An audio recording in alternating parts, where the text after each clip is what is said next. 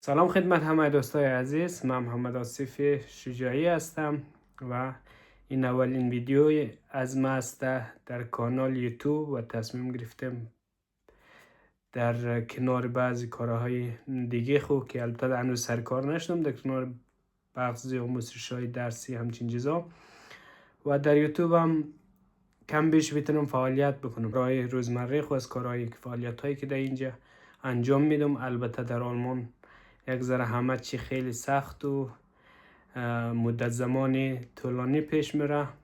به خاطر از او امروز هم خیلی خوشحال هستم که لیسانس آلمانی خود را گرفتم، لیسانس مشروانی که برای ازی خیلی تلاش کردم و یک مدت یک دوره 6 ماهه را گذراندم. البته دوره 6 ماهه وایت بیلدونگ میشه، دوره آموزشی میشه که اصل مدرک هنوز نگرفتم، 15 روز بعد میگیرم کلند به پایین میشه. ولی مهمترینش که همی بود، خدا رو شکر گرفتم. و این دوره ای که بود یک دوره آموزشی بود، آموزشی کار.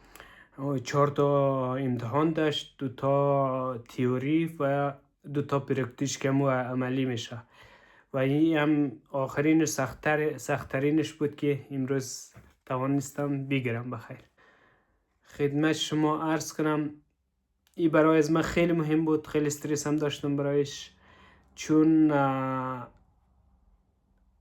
یک رقمی است که مور از طرف کار، از طرف اداره کار که موریم درخواست میدیم که ما میخوایم همچین کار انجام بدم.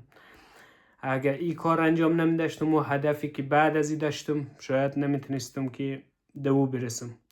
به خاطر از او برای از من خیلی سخت بود و استرس داشتم که بتونم انجام بدم، چون در آلمان دیگه کشورهای خیلی راحت است، خیلی نفراست ما را 2 ماه 3 ماه همین لیسانس خوب بگیره، ولی در این کشور سخت است. بعضی ها میگیره 2 ماه 3 ماه، ولی من خود مگه در یک فاخشوله یا مدرسه رانندگی اگه شرکت میکنم در دوره 3 ماه 4 ماه میتونستم بگیرم، ولی از ما این دوره را ما در فاخشوله معمولی انجام ندیدم. در فاخشوله که فخصه مگه اینجا دیگه بخش رانندگی ترانسپورت همچین چیزایی هستم، من در او انجام دادم. خدا رو شکر امتحاناش موفق شدم و دوره هم تقریبا چند روز دیگه به پایان میرسانم تا هدف بعدی خود ببینم، دوباره درخواست بدم که دوباره میتونم چی دوره را انجام بدم. ولی کوشش تلاش برای دارم که باید یک دوره های انجام بدم، یک کار سریعتر داشته باشیم، چون در آلمان به کارگری چیزی واقعا چیز جور نمیشه.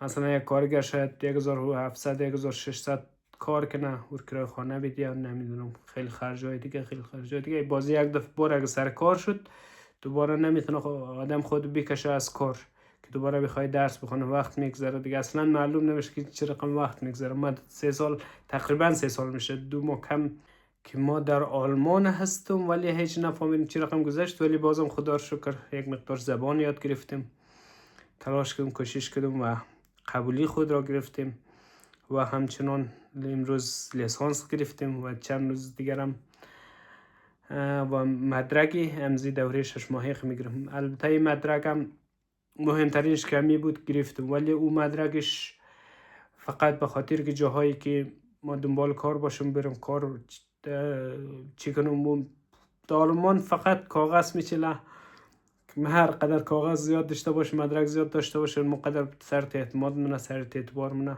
اون مو برایت خیلی ارزشش بالاست. و خدا رو شکر تا این مرحله رو به خوبی پیش رفته. البته در این مدت که در آلمان هستم هنوز کار نکردم، فقط به خاطر امزی که یک کار سعی داشته باشم، یک کار دائمی داشته باشم، یک کار داشته باشم که بتونم یک همراهی کار دیگر هم انجام بدم، بتونم آدم در یک راه که مورا باید موفق تر باشه، موفق باشه در کارگری چیزی جور نمیشه دیگه. این ویدیو رو در کانال یوتیوب خو میذارم و لطفا نمیدونم چی میشه لایک کنید، سابسکرایب کنید، نمیدونم کامنت بذارین که فوری کم بیننده داشته باشم. خیلی ممنون دیگه. تشکر از همه شما. موفق باشین. روز خوش.